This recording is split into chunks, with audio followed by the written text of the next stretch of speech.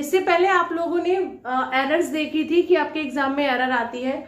इसी एरर के साथ आपका एक एंटोनियम आता है, एक सिनोनियम आता है, 2 आपके इडियम्स और फ्रेसेस होते हैं, कभी 2 हो जाते हैं, कभी 3 हो जाते हैं, और 3 आपके वन वर्ड्स होते हैं। ये आपका वोकैब का सेक्शन होता है। तो देखिए यहाँ पर वर्ड दे रखा है अबॉर्टिव।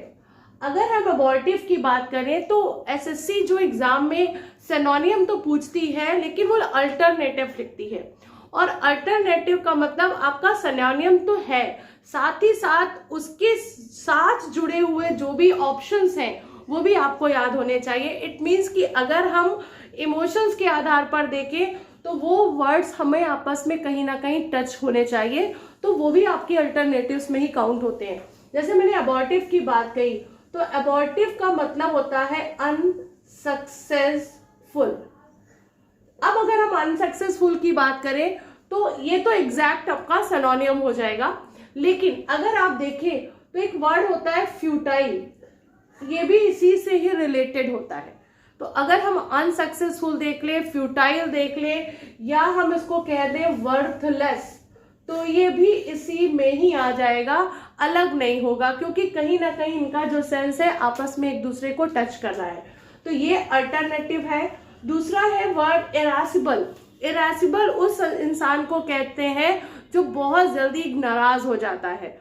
तो अगर हम देखें तो इसको क्रैंकी भी कह सकते हैं, लेकिन अगर हम आपको देखें तो इसको हम लोग थोड़ा सा ना, ऐसा इंसान जो बहुत ही जल्दी जल्दी अनोइंग हो जाए, तो इसको हम अनोइंग भी कह सकते हैं। ये हमारे सिनोनियम है। अब इसका अगर हमसे उल्टा पूछा जाए तो जो बहुत शांत रहता है, बहुत ही ज्यादा विनम्र है, वो इसका क्या होगा? तो ये आपके अल्टरनेटिव हो गए, और अपोजिट इसका हो जाएगा, वो हो जाएगा डोसाइल, विनम्र स्वभाव का, या हम इसको पोलाइट भी कह सकते हैं।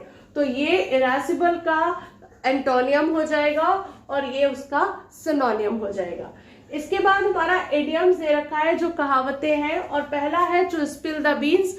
स्पिल द बीन्स का मतलब होता है रहस्य को उजागर करना। अब आपको याद कैसे करना है कि जब मटर होता है तो मटर के अंदर क्या है, या किसी भी बीन्स के अंदर क्या है, वो हमें पता नहीं चलता। जैसे ही हम उसको छील लेते हैं तब उसके अंदर का जो कुछ भी है वो हमें समझ में आ जाता है। तो स्पिल द बीन्स का मतलब ही होता है अंदर छिपे हुए रहस्य को पता करना। तो टू रिवील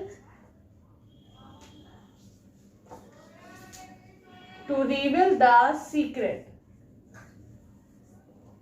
और एंड इन स्मोक, अंत में जब इंसान मरता है तो बस धुआं ही बन जाता है और कुछ नहीं। तो जब ऐसी स्थिति आती है जहां से सब कुछ खत्म हो जाता है, उसी को कहा जाता है एंड इन स्मोक।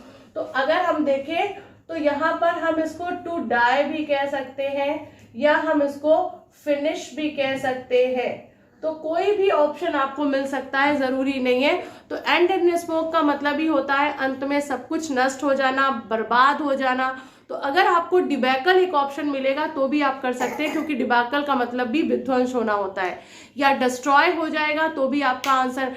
टच करते हुए ऑप्शंस ढूंढा करिए, जरूरी नहीं है कि आपको एग्जैक्ट एंटोनियम और सिनोनियम याद करना पड़े। इसके अलावा आपका जो नेक्स्ट सेगमेंट होता है उसमें एक क्लोज टेस्ट और एक पैसेज होता है, वो हम आपको बाद में करा देंगे। तो इस तरीके से लगातार 2-2 वीडियो में अगर हम एक एक सेट भी सॉल्व करेंगे तो आराम से हो जाएगा, अच्छा खासे सेट हमारे तैयार हो जाएंगे। तो all the best for your coming examination. Good bye.